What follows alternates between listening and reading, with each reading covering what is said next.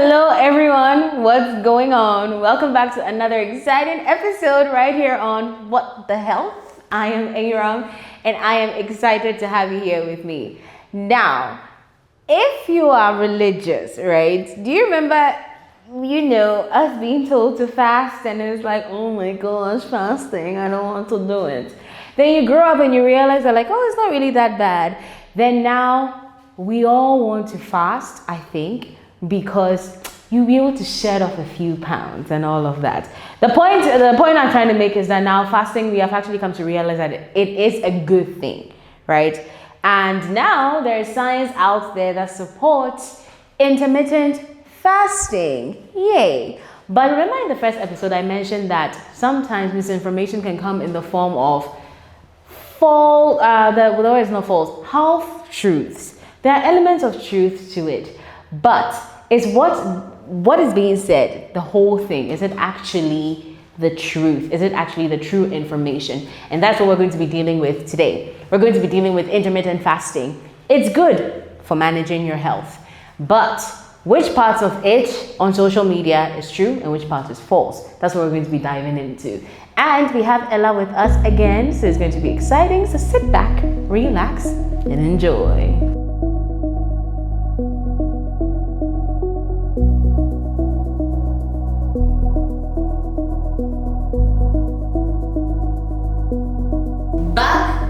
Popular demand, we have Ella in the studio. Well, it's not studio, but it's good to have you here, girl. How you doing? I'm good, yourself. I'm doing well, thank you. All right, we're gonna go straight into it. We are going to be talking about intermittent fasting, but before we get into it, there were some questions from the previous episode. So the first one, you mentioned a dietitian, a nutritionist, and then a nutritionist dietitian. Is that what you said? So if you can give us the various differences, that'll be great. Okay, so I would say a dietitian, in a simple layman term. Yeah. A dietitian uses diet to manage disease conditions. Okay. And not only manage, we are on the preventive side and the management side, both ways. Mm-hmm. So a dietitian is trained to additionally manage disease conditions. Mm-hmm. But a nutritionist is not really trained that way. So for us to use diet to manage a disease condition, it's with the expert. It's a dietitian that has the expertise to do that, not a nutritionist. Okay. And then another difference between a dietitian and a nutritionist is with the fact that, for Ghana here, we are one. Mm. Our organization is Ghana Association of Nutritionists and Dietitians. Okay. Nutrition and dietetics. Or nutrition and dietitians. Yeah, so we are one. Okay. But for the another difference is with the fact that for a dietitian, a nutritionist can just pick a certificate course online and get the registration, write the exam, get the registration, and become a nutritionist. But a dietitian has to go through a lot of training. Okay. A lot of training to become a dietitian. I'm not saying a nutritionist doesn't go through that form of training. They do, equally as us. They do go through training as well. But a dietitian will be like, let me take the difference between a physician and a doctor. Okay. A medical doctor. Okay. No one can perform a surgery and the other cannot. So that's basically it. A physician may want to study to become an expert like a medical doctor, be able to perform surgeries, and that's it with nutritionists and dietitians. And nutritionists can upgrade to become a dietitian. Okay. But as a dietitian, I'm already a nutritionist. Automatically, I'm a nutritionist. Okay. Yes, I don't want to add on to become a nutritionist. No, I'm a nutritionist. If I want to add on, it means I want to divert and then specialize in a certain field. But not to study to become a nutritionist, because I'm already trained as a nutritionist, and I have the upper hand of being a dietitian, or I'm a dietitian as well. Yeah. So basically, the difference, especially in Ghana, it's not that wide, but it is, because the dietitian is able to manage disease conditions. Even some nutritionists are able to train themselves in that aspect. Right. But when it comes to management of a disease condition, dietitians are trained for that. Awesome. But if you want to get the right information on how to go about your diet, wellness, both are good. Okay. Both ways, both are good. But I'll say, And which one would you dietitian. prefer? Yeah. Alrighty. Another thing. Oh, sorry. Which one do you prefer? I'm sorry if I cut you. Another thing that came up. So you are very interesting. It's it's nice. Speaking to you is like talking to a friend. But one of the things that some people find, they may find some of the scientific words a bit boring on social media. So they would rather listen to an influencer or a content creator because it's broken down in bite sizes for them, as opposed to someone that is bringing them a lot of information. So how would you, as a dietitian, tackle that on social media? That we want people to listen to us as dietitians, nutritionists, but if the language is a bit too technical for them, they might switch off. So how do you bridge that gap? One, I would say that it's not easy to break the gap. Okay. Because the reason why I'm saying that is people are moved by big terms. Okay. You're able to speak big terms, and they can know that they'll be able to know that, hey, then she is knowledgeable. Right. She has enough knowledge. Right. But that's not the case. You are appealing to an audience that don't know the language that you speak or where you are coming from. They didn't learn dietetics with you. Yeah. So first off, you want to break it into simple terms for them to understand, just like the influencer is doing. The influencer didn't learn the big terms that you did, so that's how they're able to break it into terms that they understand for the people to understand. And we also need to create engaging content that are relatable, content that people can relate with. Yeah. It's not easy though. For instance, I've decided, it's not even out, I'm not able to do it because I'm so busy. I've decided that I will put my big terms into recipes, stuff that people can relate with. But it's not easy. It's not easy. It's not as if I don't want to do it. I want to do it. But I won't say that I don't have the time. I can make time. It's not easy for me to make time to do that. Yeah. So we need to create engaging content, graphics that people can relate with, and also be able to, and we need to be consistent as well. That's the word. For social media. Yeah, for social media, consistency matters a lot. If you want to break the viral, or if you want to go viral, you need to be consistent. The more consistent you are, the more your probability of being going viral or going viral. Yeah. So we need to be consistent. We need to be on top of issues too. Yeah. Because if there's a trend, and as a dietitian, you are not talking about the trend, and you are focused on what you want to say. Right. The influencer always wants to trend, so they will pick trends and talk about them. And for you to stay on top, if you see a trend, you may as well want to talk about it first before any other person talks about it, so that they know that it's coming from the experts. The expert is talking about it, so they have to listen. They need to listen first to the expert, and if any other person does another video and it's in line with what they've heard, then they are comfortable with it. But other than that, you will see a trend and they're still talking about the old stuff and the trend has already it's gone, and they are now coming to talk about it. People have already heard what they need to hear already from other creators. True. So we need to stay on top as well. I agree. If we want to be able to influence change. That's what I'm saying. Well, then speaking of trends, that brings me to today's topic. Now, intermittent fasting has become very popular. In fact, I think we've all reached a point where we know that it's actually vital when it comes to managing your health, managing your weight. I don't want to focus on weight, but managing your health in general.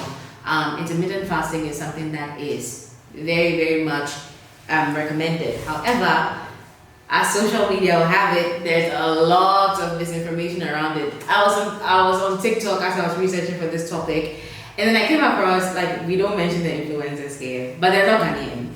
And this person does a 3-day dry fast as part of intermittent fasting. So fast 3 days, I think she, I don't want to mention that, drinks water, but that's all they drink for 3 days, then they eat, then they begin the 3 days again, like that. And that is their way of managing the weight. Then we have some people that will only, they do the 16-18 window, but it's like during the 8 hours where you can eat whatever you want to eat, whatever, just go wild, doesn't matter.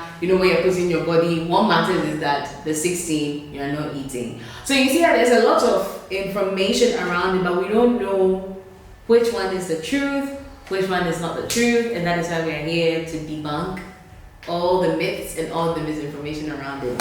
So I'm going to start with, just start with this question for you. Maybe you can tell us what is really happening to us in our bodies when we fast, and if timing affects, I guess, the effectiveness of intermittent fasting. Okay. So first off, when we talk about intermittent fasting, like you said, it's consuming fasting for a certain period and then breaking to consume your meals within a certain time window or a certain time frame. So that's what intermittent fasting is about. And so from the point where you said when you fast, what happens to the body? So immediately we consume our meals. From the time where we've consumed our meals and we are satisfied, the meal goes down. There's digestion. The body digests the meals or digests the meal, utilizes the energy or try to utilize the energy from the meal that you've consumed. And then from there, insulin is being released by the pancreas to do its work. It transforms the meal it transports the meal from the blood to the cells, and there's a lot that goes on there. From there, it's within the window of you fasting, your intermittent fasting. This is what goes on. So about 12 hours when you've consumed your meal, this is what is happening. So your body is trying to utilize, digest, like I've said. So when it gets to the part where it goes to the cells, it's being stored, the energy or the glucose is being stored in it's being stored in the liver and the muscles. It's stored as glycogen, and then from there you move on to it's a lot. It's a lot. Maybe we can summarize. What happens to your body when you're fasting? Yeah. So from there, when you're fasting, and then when we say fasting, for us we take fasting as not consuming anything after 8 hours. You are fasting. So after 8 hours of no meal at all, you are fasting. No, you're fasting. So from there, about 12 hours later, if you've not consumed any meal, then the body is going to dwell on the stored fat. It's going to break down energy from the stored fat or from the glycogen that is being stored. It's going to be broken down. Now it goes to the breakdown fat from the adipose tissues. It breaks the fat. It comes. It's not easy. That's fine. Okay, so the breaking of the fat is where the fat is being broken down to fatty acid, glycerol, and then the body enters into ketosis. You are taking long to consume your meal, so there's still the breakdown. The body is still breaking down. If it enters into ketosis, now the broken fat is being used as energy. The body converts it back to use, or for it to sustain you. It's being used as energy for the body, certain parts of the body, even the brain. Now you don't want to still consume any meal, so you're still fasting, so it continues. If it continues to break down fast and you fasted for a long period of time, now you've taken 12 hours, you've not eaten, it's still going on. 24 hours, you've not eaten, it's still going on. You are taking for somebody like the person that has not consumed anything within 3 days. It's still going on, the process is still going on. If you continue this way, your body enters into starvation for a long period of time. It can even break muscles as well. And you don't want that. The whole idea is for you to lose fat. You didn't say you want to lose muscles. We'll talk about it later in the podcast, but I want you to go to the second part of the question, if the timing is something that matters when it comes to intermittent fasting. Okay. Of course the timing matters. Because if you are saying you want to fast within a certain window, break and then continue the next day, then the timing matters, because if it's supposed to continue the next day, or if you are thinking of continuing the next day, then it starts from the time where you ended. Everything is based on calculation. If it's for 16 hours and then 8 hours of eating, if it breaks, you need to calculate, and then if you want to continue the next day, you are starting from where you left off. So the timing matters. But I will also say that it's not only about the timing. It's not only about the timing. There's one thing that people miss when it comes to intermittent fasting. They are so focused on the fact that the timing is going to make them lose weight, other than the fact that what they are consuming also matters. Because if you are thinking about the timing making you lose weight, what you are consuming within the period that you're supposed to consume your meal also matters. Right. If you are consuming more, thinking that when you are fasting, then the body will be able to break everything, it might not work that way. What you are consuming matters. You need to make sure that what you are consuming is balanced, what you are consuming is what the body needs, because now you are depriving the body of consuming meals at a certain period of times. Maybe the body is used to its normal way of consuming meals, for a certain window, and now you're telling the body that everything is changing. So if it's so, then provide the body with stuff that will nourish the body very well, so that you don't become deficient in certain type of nutrients, and you are fasting but you're not really gaining anything positive. You are fasting and you're influencing the body in a negative way. So what you consume also matters. Aside the fact that the timing is going to make you lose weight, don't forget what you consume within that period of time. Beautiful. Thank you for that. So I want us to talk about the categories of people that can intermittently fast. And this is because when intermittent fasting on social media is just generally suggested as something that everyone can do, which is true, you can do it, but who, the most important thing is, who are the people that can actually intermittently fast, just so that some groups of people are not misinformed. So for the group of people that can involve themselves with intermittent fast are people that are healthy, healthy individuals. So if I say healthy individuals, be sure that you are healthy. That's what I want to say. With a normal Ghanaian, unless the person is sick or ill before they go to the hospital for a checkup. Right. Yeah. Other than that, we don't usually go to hospital for checkups. But be sure that you are fit and healthy before you engage yourself in intermittent fast. So with that being said, then I'm trying to tell you that people with disease conditions should not make it their thing. If you have a disease condition and you want to involve yourself in intermittent fasting, then you should seek the help of your professional. Right. Talk to your doctor, talk to your dietitian. Be sure that it's safe for you, regardless. Even if you think you can do it. As people, we think you can do something. Yeah. You think you can do until you try. Yeah. So be sure, don't use your judgment and your thinking to do anything anyhow. So intermittent fasting is for healthy individuals, to be safe and for short, for healthy individuals. Thank you for that. So I'm going to make the assumption that someone that has had a history with disordered eating cannot be considered a healthy individual, right? It doesn't necessarily have to be like a physical illness, because when I talk about disordered eating, I'm talking about the people that have, gone through, let's say, anorexia or bulimia. That's it, right? Yes. People that are going through that or have had a history of that, would you recommend that they actually intermittently fast? I think I'll add them to the category of people that are supposed to seek the help. Seek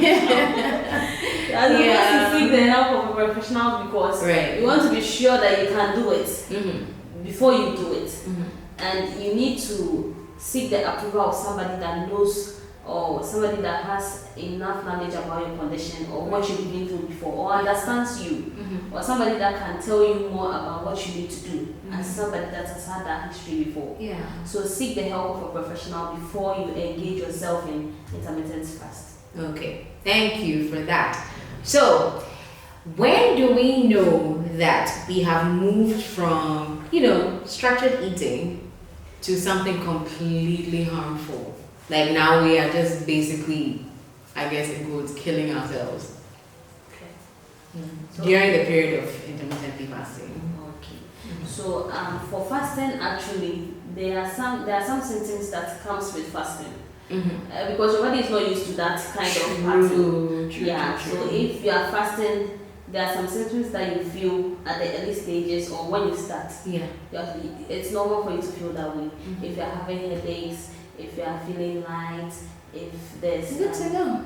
some form of fatigue. Yeah. Yeah, that's because you are not used to that. True. You are used to eating, consuming meals at points where you want to consume your meals. So that's not your normal something that you do. It's not your lifestyle. So for it to happen that way, or for you to experience that, it's normal at the early stages of your fasting or your fast of your fast. So for what you said, that at what stage will it become harmful? Then it becomes harmful where it becomes persistent and uncontrolled, or it's not controllable. Uncontrollable. If you're not able to control the headache, if it's becoming persistent and it's becoming something that's so severe, right, it feels like you're losing your mind, then you should know that it's becoming extreme. You should. That's why they always say that if you want to engage in stuff like this, seek the help of a professional. right.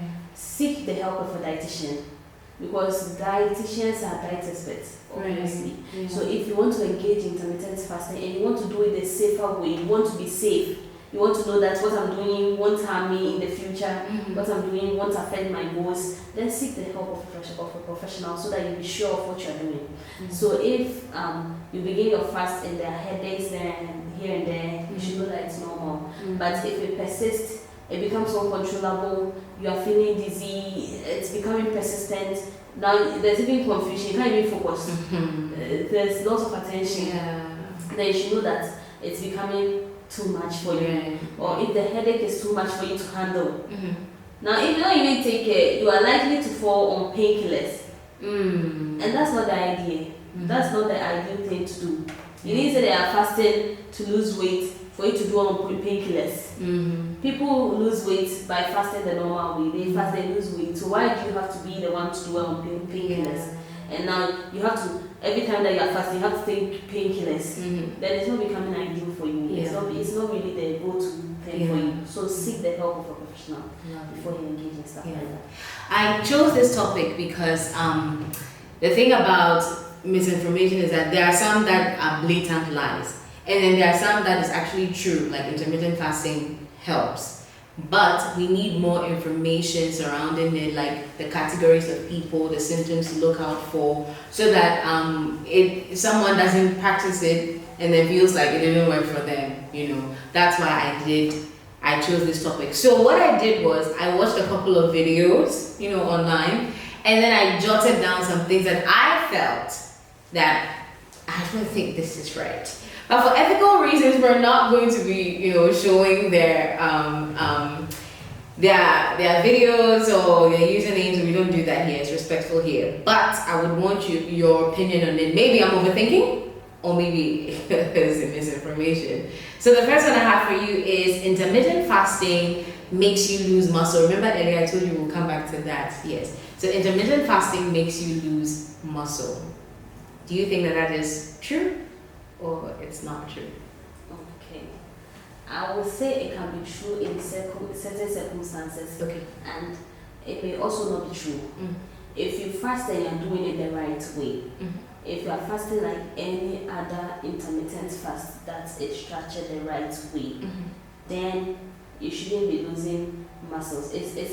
It's rare for you to lose muscles. Right. I wouldn't even say that it can't happen because we are genetically not the same. So it will be rare. But if you are fasting and you are doing it anyhow, you are likely to lose muscles because, like I said, the body stores dwells on fat to break down the energy in starvation mode.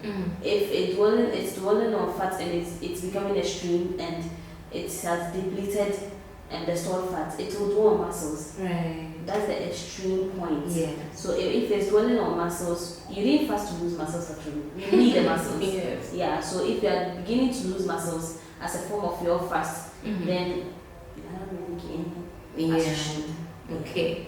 And similarly, I'll say similarly, you can't train, that is exercise, or build muscle lift while you're fasting. Is that true? It's not true. To someone, the man's like, oh, why did she say it's not true? It's not true. It's not true in the sense that even when you're fasting, I will encourage that you engage yourself in physical activity, because if you want to decrease energy intake, you will as well want to increase energy expenditure. Your result is to lose weight, so you want to increase expenditure as well. But what about meaning the energy that we break down or the energy that we expel? Okay. So when you're fasting like that, sometimes you become weak. Most of the time you become weak. So you feel like you don't want to do anything. You just want to fast. But that's not the goal. You should add some form of physical activity to it, exercise to it. Yeah, so that at least as you're fasting, you're also building muscles in addition. You're exercising to keep yourself fit. If you want to build muscles, like you said, you want to train, you are fasting, doing it the right way, consuming your meals within the right window, then you want to train, then fine. But for some people, they will say that if I train after I've consumed my meal, then the energy stored won't be able to carry me to the next day. Yeah, they will have to eat again.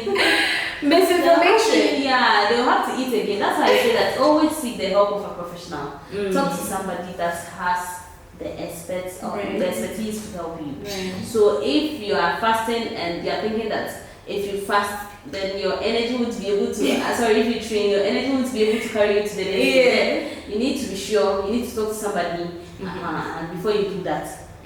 So fasting, you can fast and still train. But sometimes it depends on the kind of physical activity that you engage yourself in. Strenuous ones don't go for some people when they are fasting. Right. Most people, they can't engage in a lot of strenuous activity or physical activity or exercises when they are fasting.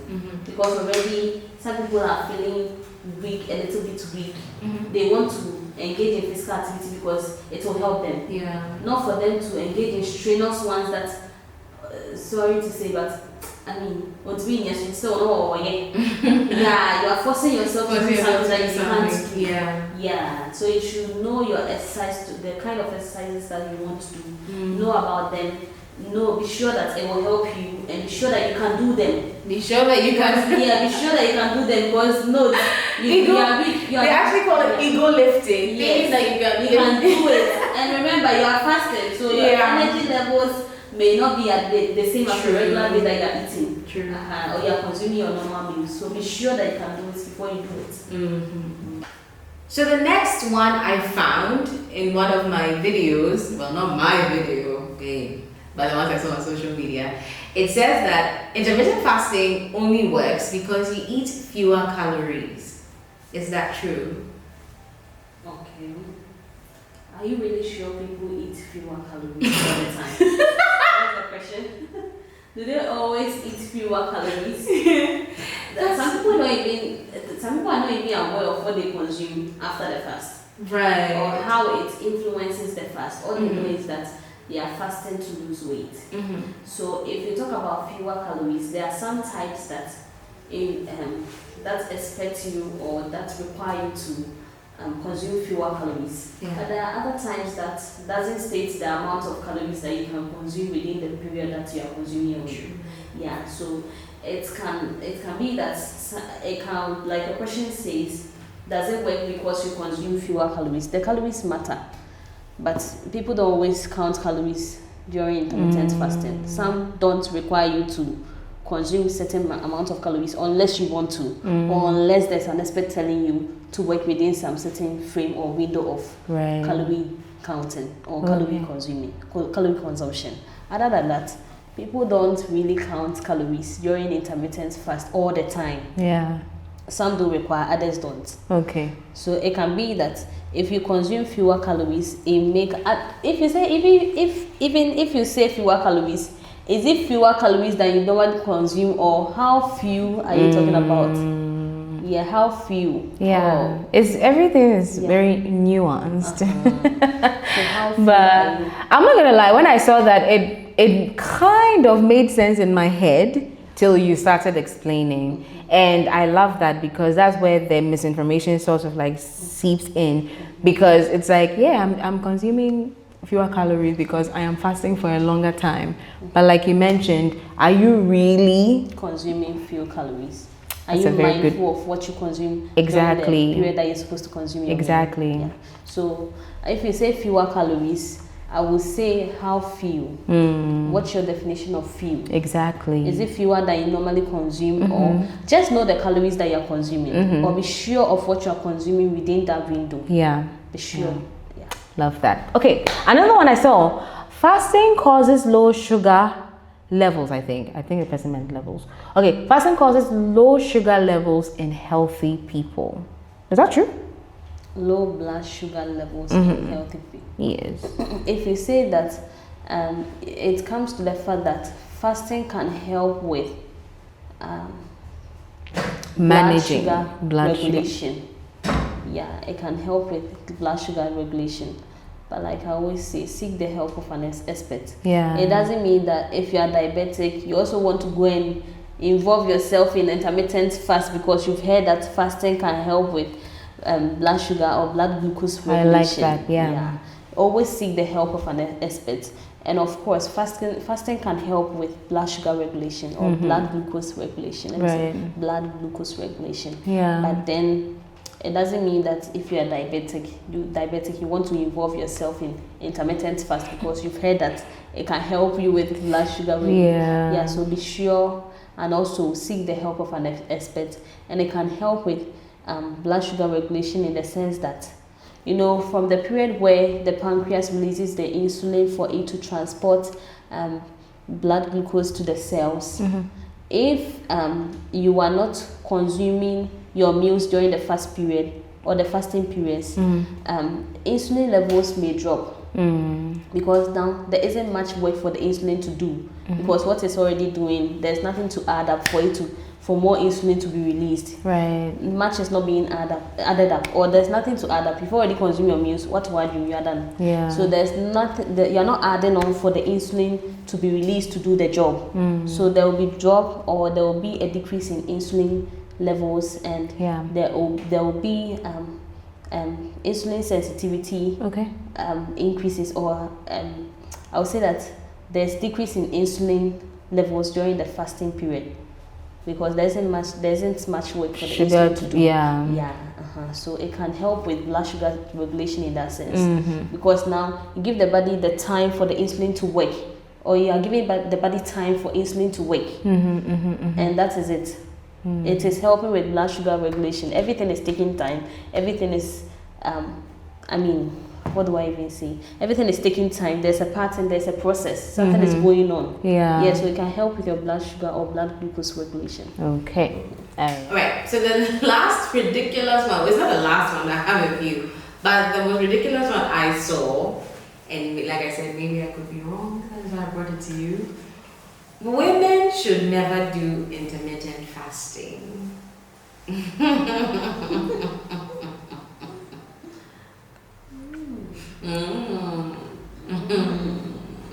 What's your take on that? I know it's a question. My question is why. Why? I know you asked the question. I also have a question to ask. Why? Why shouldn't we though? What do you mean by women shouldn't do intermittent fasting? It's even women that love to do intermittent fasting. That's the funny aspect. Yeah. Women love to do intermittent fasting. Yeah. They want to do intermittent fasting. They really believe in intermittent fasting because they know that I don't know, but they know that it's difficult for them to lose weight, especially with any other form of weight loss. I feel like the intermittent fasting is their most easy way out. Now, that's what women want. Now, women are busy just as men are busy. Everybody have a busy schedule, and another reason why people love intermittent fasting is with the fact that some people are so busy to the extent that they forget that they've not even eaten. Yeah, there's that as well. Yes, and so if they are usually used to starving, then it's now for them to starve to gain. Yeah. Or it's now time for them to starve to achieve a goal. Then it's easier. Yeah. It's much easier because they've already been doing it, and it's something that is part and parcel of them. So once you tell them that. Or once they tell you that they want to do intermittent fasting, they know that they've tried it a lot of times, or they are normally used to trying fasting. Yeah. So it's but it's not starving though. Yeah, it's normal. It's normal. I already knew this was wrong. It It was just like the first episode. I showed them a video of how someone said water is scam and you shouldn't drink water, and if you want to hydrate, you should drink juice. Or so. Gosh, that face was priceless. So some of them, when you watch it, it's like, this is ridiculous. But I just slipped that in there for fun. So I wasn't timing this, but I think that we should be wrapping up. But before we go, for everyone watching, everyone listening, let's say they come across a new diet claim. I know that there's one that we should all do, but I want you to give us 3 things that you think that we can do to figure out whether this advice is a credible one or it is not a credible one. So for you to know that this advice is credible, know that it's coming from an expert in that field. That's the number one thing to do. If you want to know that this advice is very credible, or it's from a credible source, or it's something that you're supposed to listen to, then it should come from the expert. If the person is not an expert, it doesn't only apply to us. Yeah. If you are ill or if you are sick and you need an advice on how to get well, you know that you're supposed to go to the medical doctor and not to a carpenter. Seek it from the right expert. That's what I'm saying. Yeah, so if it's not coming from the right expert, that's the number one thing that can lead you to listening to false information or getting the misinformation from somewhere. And number 2, verify the source. Is it evidence-based? I know that even if it's not coming from an expert, you will be able to tell whether it's evidence-based because there are so many avenues to look for information that is evidence-based. It's not easy to know, but you can know if you want to know. Yeah, so just know that if it's coming from somebody that you don't trust, you don't have to listen. Or you don't have to put your all into that information. Yeah. And you shouldn't make it your thing. And another thing too is the fact that if you want to, or how to go about this, it's also to be realistic. You need to be realistic in all your doings. If you're not realistic, that's when somebody can, scam you. Because if you're not being realistic, if you want to lose 20 kg in a week, 20 kg. Do you know 20 kg? People come and they are telling you that they want to lose. 20 kg? It's like bag of rice, 5 kg, 4, and you want to lose that in a week. Why do you want to die? Just people are not being realistic. That is how come they are being misinformed. Because if you say that you want to lose that amount of weight within a week, then you will definitely get somebody that will come to you and tell you that I know how you can lose that amount of weight. Definitely. Yes, because that's the answer you want, and so you will get it. Yeah, so be realistic in your dealings, be realistic in all you do, so that you get realistic answers and you get answers that make sense. If you are trying to make sense, you will definitely get answers that make sense. So make sure that it's coming from an expert. And then verify the source as well. Verify the source as well, and also be realistic so that you get realistic information. Love that. And with that, our 3rd episode has come to an end. Thank you so much, Ella, for being here. I will definitely put all her links, her social media, and everything in the comments below. Well, a little box there, so that you can be able to hit her, and I'm sure people can DM you. You remember she said if she doesn't reply, she's busy, so please take your time for her. But show her some love. And my last voice. Sorry? My last voice. Your last. Oh, sure. Yeah. So before we end, I want people to know that just as you go to the hospital to look for a doctor, I mean, we look for doctors when you are sick. I understand. But you don't have to look for a dietitian when only when you're not feeling well, or only when you are being what do I mean say? Only when you are being referred to a dietitian. It's not supposed to be so.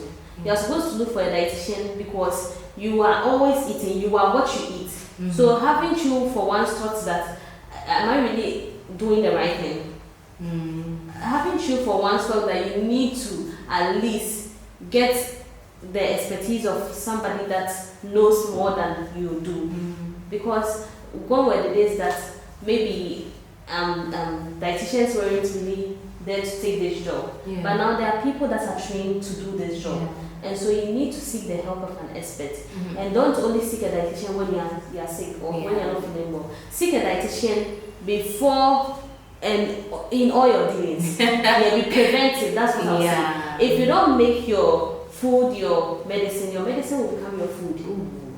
So you don't want your medicine to become your food. So seek a dietitian whenever you want to seek a dietitian. When you're healthy, when you're unhealthy, when you're ill, just seek a dietitian. And for every condition or whatever symptoms that you're feeling, when you speak to your doctor, just know that sometimes your diet may influence what you're feeling or what symptoms or the kind of symptoms that you're getting. So when you're seeking the help of a medical doctor or a professional, you should also seek the help of a dietitian as well.